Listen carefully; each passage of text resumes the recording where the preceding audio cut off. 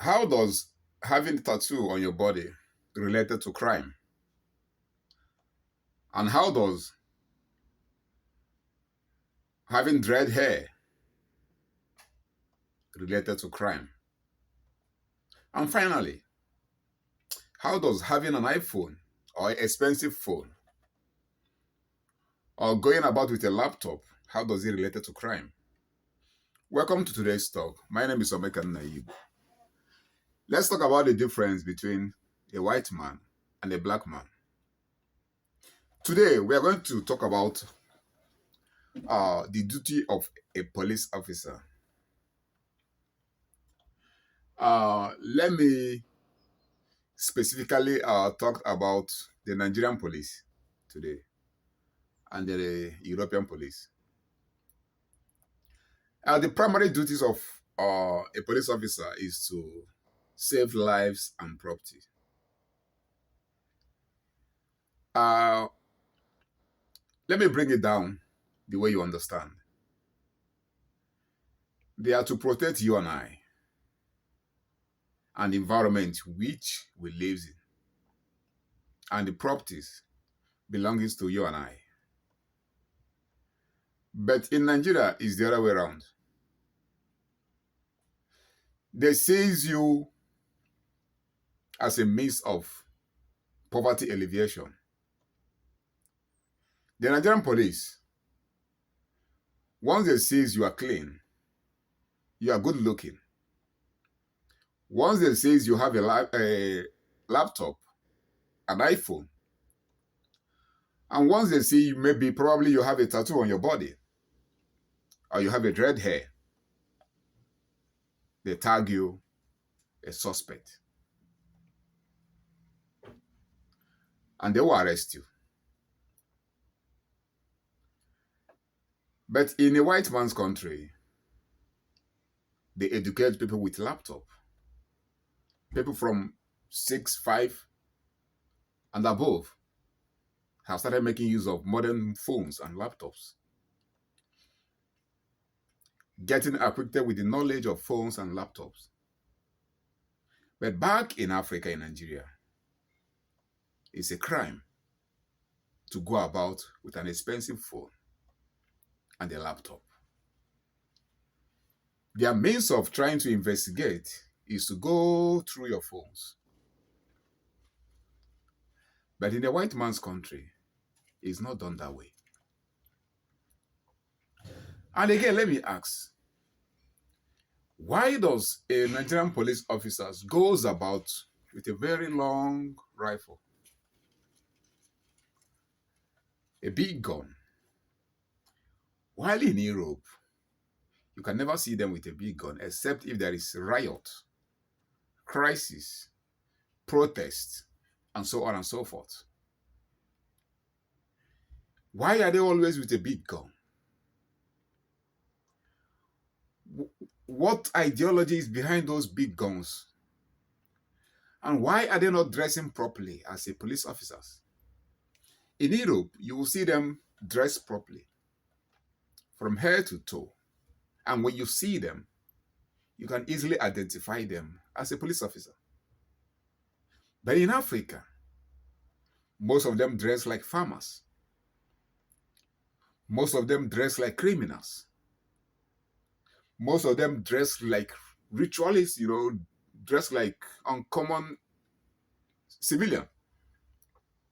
Most of them even dress something you and I don't even know. You can't even identify them. Then I ask, are they ashamed of their uniform? Why can't they dress properly like the European police? Why is it that the duty of a Nigerian police is not only to arrest, it's also to endorse people into so many things? In Europe, it is only the police officers that arrest people, that have the right to arrest you.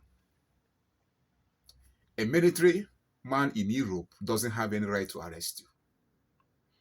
A custom officer in Europe doesn't have any right, even though you are being stopped by a custom officer or an immigration officer at the airport or at any port, they will not arrest you.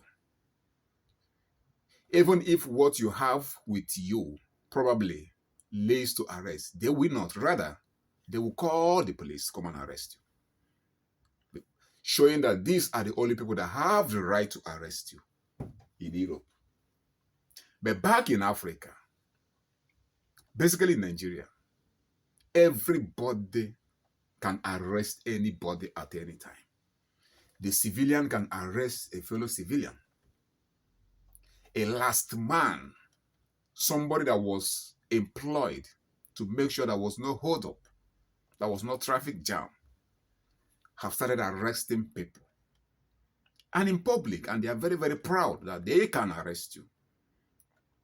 The civil defense officers can also arrest you. The immigration arrest you. The custom arrest you. The mobile arrest you. The military arrest you. Civilian, native doctor, any profession can arrest each other at any time. But in Europe, it's only a police officer can arrest you, and with an arrest warrant. But in Africa, they will arrest you, intimidate you, and take you to unknown destination without an arrest warrant.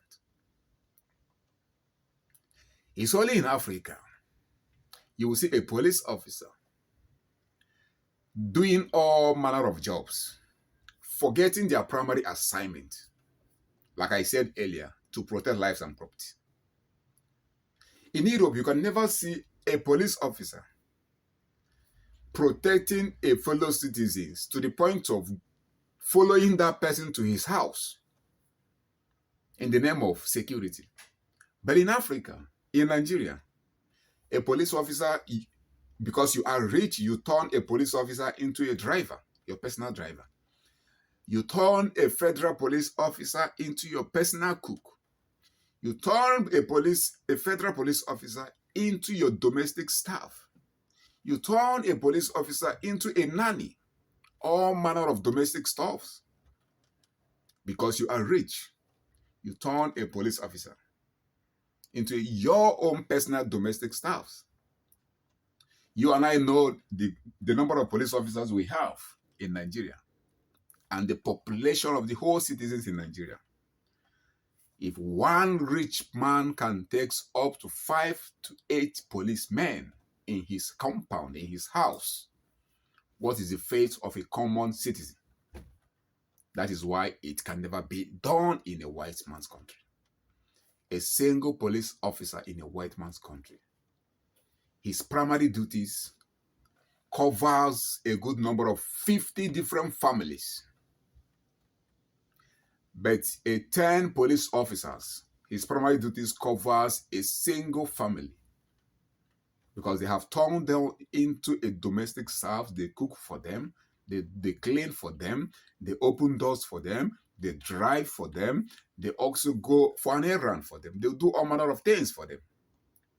It's only in Africa you will see a police officer protecting a criminal.